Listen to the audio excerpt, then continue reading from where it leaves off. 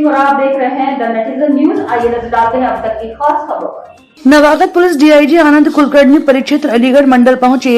एटा में अलीगढ़ डीआईजी ने सोमवार को पुलिस अधिकारियों के साथ की बैठक। नवागत डीआईजी बोले, माफिया के खिलाफ पुलिस करेगी कार्रवाई, किसी को कानून व्यवस्था से खिलवाड़ नहीं करने दिया जाएगा। उन्होंने कहा कि थाने स्तर पर आने वाली पीड़ितों की पूरी बात सुनकर थाने स्तर पर उनकी समस्या का समाधान वही किया जाएगा।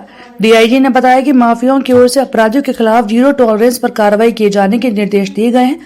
जो भी माफिया है उनके खिलाफ पुलिस कड़ी कार्रवाई करेगी और एटा जनपद में किसी भी कीमत पर कानून व्यवस्था से खिलवाड़ नहीं करने दी जाएगी।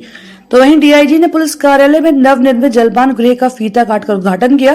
डीआईजी ने जनपद के सम्रांत व्यक्ति एवं जनप्रतिनिधियों के साथ गोष्ठी कर जनपद की समस्या और सुझावों को आदान प्रदान किया। इस मौके पर डीएम अंकित अग्रवाल एवं एसएसपी उदय शंकर सिंह और दोनों अपर पुलिस अधीक्षक एवं सभी सीओ अन्य पुलिसकर्मी भी मौजूद रहे।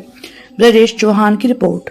आज ये मेरी पहली मीटिंग थी जिसमें सभी से परिचय हुआ और यहाँ की एटा जनपद के क्राइम और लॉ एंड ऑर्डर की संवेदनशीलता के बारे में एक ब्रीफिंग मुझे प्राप्त हुई है और सभी के द्वारा थाना प्रभारियों के द्वारा भी बताया गया है। मुख्य रूप से 3 से 4 बिंदु है जिनके ऊपर सबको निर्देश दिए गए हैं। इसमें सबसे महत्वपूर्ण पॉइंट है माफिया और जो अपराधी है उनके खिलाफ एक जीरो टॉलरेंस की रणनीति के तहत हम लोगों को कार्रवाई करनी है।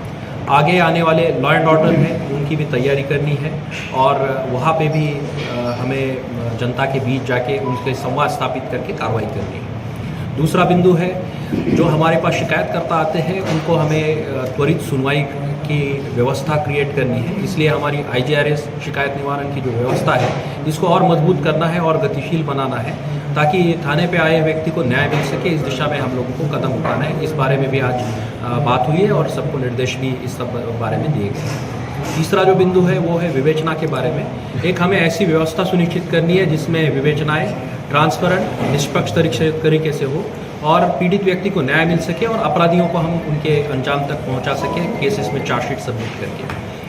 जो चौथा बिंदु है वो प्रोसिक्यूशन से रिलेटेड है। जो कुख्यात अपराधी है और जो हमारे महत्वपूर्ण अपराध रहे हैं, सनसनीखेज अपराध रहे हैं, उनमें हमें पैरवी करा के उन अपराधियों को सज़ा दिलानी है। उस दिशा में भी हम लोग काम कर रहे हैं और इस काम को और गतिशील और बेहतर करने की दिशा में हम लोग कदम उठाएंगे। आपने पुलिस का रेस्पॉन्स टाइम घटाने की बात कही है और टेक्नोलॉजी के यूज़ की बात कही, तो उस पर आप कुछ कहेंगे?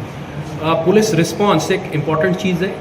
इसमें UP 112 और बाकी जो सिस्टम्स है या कई बार ऐसा होता है कि कुछ घटना होती है पर रिस्पांस में उतनी त्वरितता नहीं होती है, उसको उतना गंभीरता से नहीं लिया जाता है। इसके बारे में भी मेरे द्वारा सबको संवेदनशील बनाया गया है। उनको निर्देशित किया गया है कि छोटी छोटी घटनाएं हैं उनके पीछे तक जाने की, जड़ तक जाने की कोशिश करें। स्पेशली महिला अपराधों में रिस्पांस हमारा और त्वरित और संवेदनशील होना चाहिए। यूज़ ऑफ टेक्नोलॉजी में हम लोग अपने साइबर क्राइम का जो इंफ्रास्ट्रक्चर है उसको और मजबूती प्रदान करेंगे। इन्वेस्टिगेशन में भी साइंटिफिक टेक्निक्स है, सर्विलांस टूल्स है, CCTV कैमरा फुटेज है, इनका और प्रभावी उपयोग किया जाएगा। सर, जिले में कई थाने ऐसे हैं जहां पे पॉक्सो जैसे मामलों को दर्ज नहीं किया जाता है, इसमें आपकी तरफ से क्या कार्रवाई की जाएगी? FIR का सभी महिला अपराधों में और अन्य सभी अपराधों में 100% अपराध दर्ज हो, इस दिशा में हम लोग काम करेंगे और अगर कहीं पे ऐसी कमी पाई जाती है तो संबंधित के खिलाफ दंडात्मक कार्रवाई की जाएगी।